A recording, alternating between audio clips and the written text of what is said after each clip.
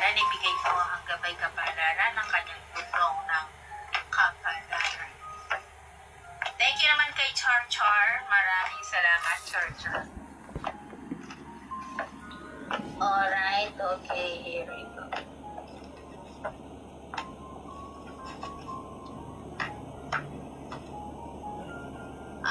Minsan na ayaw mo, meron kang time na parang gusto mo mapag-isa ka.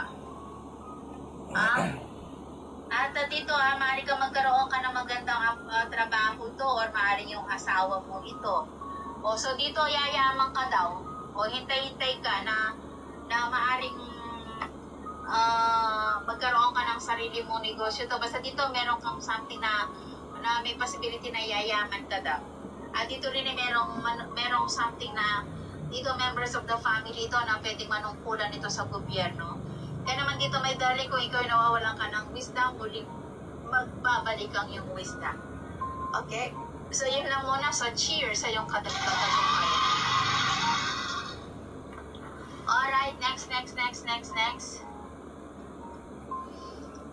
Okay, Aya Marie, nagmamadali ka ba? Bigyan ko muna ng reading itong si Kiss Cover. Okay? O kaya, wait lang muna. Kiss Cover, wait lang muna. Okay, diretsuhin ko muna itong isa rito.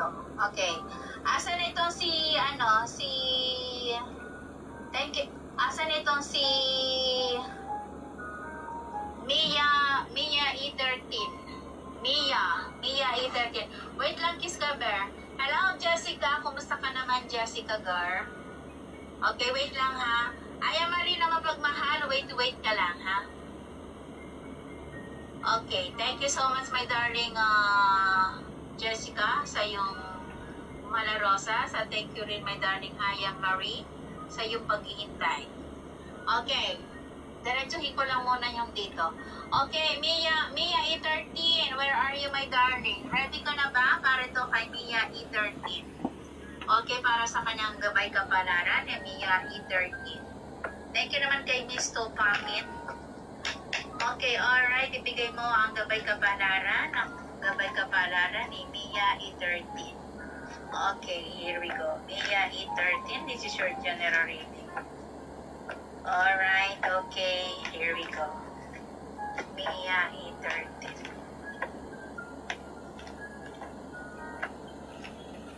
Here we go, Mia E13.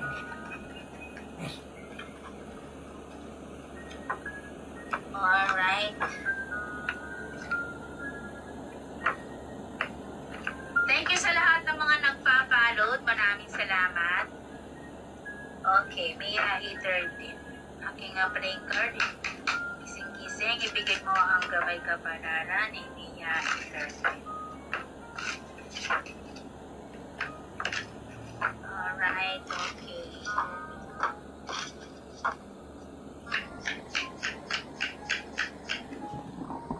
Okay, Mia 13, no? So dito, no, there's a possibility na ikaw ay makakapag-travel ka. Ngunit, huwag mong ibibigay ang 100% na pagtitiwala dito sa tao na to. Kasi maaaring dito ay magkakaroon ka ng regrets. Dito rin ay meron kang something na ginugusto mong ayusin, clarity. Na dito rin ay meron kang hindi mo to inaasahan na maghihingi sa iyo ng tulong, na hindi mo to maintindihan. Ngunit merong something na pride or pagtatampuhan na magaganap ito, no? At dito rin, if ever na ikaw ay mayroon kang pagkakataon na makapag-abroad ka or stay ka sa ibang bansa. At dito rin ay meron ko nakikita rito na moving forward ito or something na meron kang gusto mong lipatan ito, travel or lugar or something na suriin mo rin, if ever na ikaw ay meron kang ka-relationship, suriin mo rin mabuti ito kasi meron akong nakikita rito na merong hindi mo to inaasahan na merong cheated na magaganap, no? Kasi dito, no, na may possibility na merong third party or emotional feelings lang na maglalaruan ng emotional feelings mo or maaari kang maloko ka or ma-scam ka or you are facing office struggle and crisis na dito meron kang pinagdaanan, ngunit makaka-recovery ka.